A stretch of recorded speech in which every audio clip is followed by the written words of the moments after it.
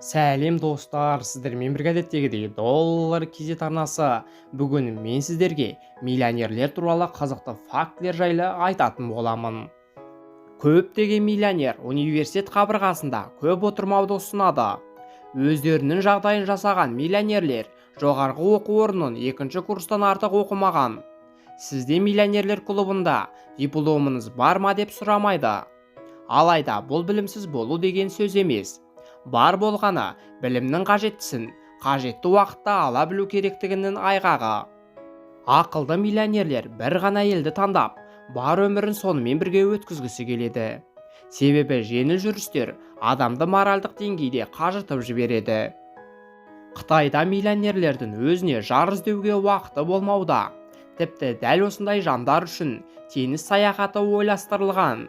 Саяхатта аттанатын кеменің бортына кем дегенде 20 миллион ақш доллары бар 50 бизнесмен және бай әрі бақытты өмірді аңсаған қалыңдықтар көтеріледі. Статистикалық мәліметтерге сүйенсек, миллионерлердің 35%-ы аптасына шамамен 45-55 сағаттай қаржылай еңбек етеді, ал қарапайым адам 40 сағат жұмыс істейді. Себебін ешкім түсіндіре алмаса да, шотландықтар ақшаны босқа шашпайтын миллионерлер болып табылады. Ал ақшаны ысырапсыз шашатындар ресейліктер.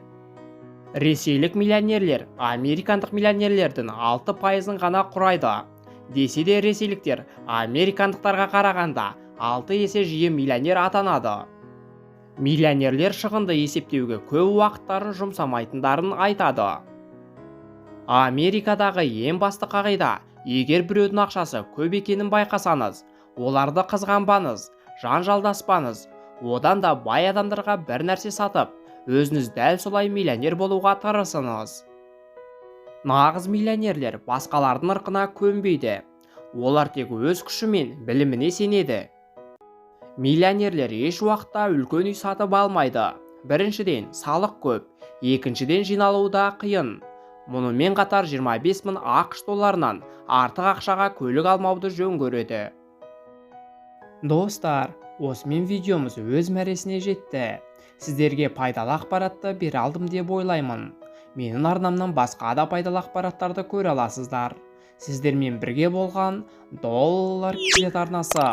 Видео ұнаса, сіздерге пайдалы болса, арнаға тіркеліп, лайк басып мені қолдап қойыңыздар. Әр қазақ бай қуатты болсын. Келесі кездескенше.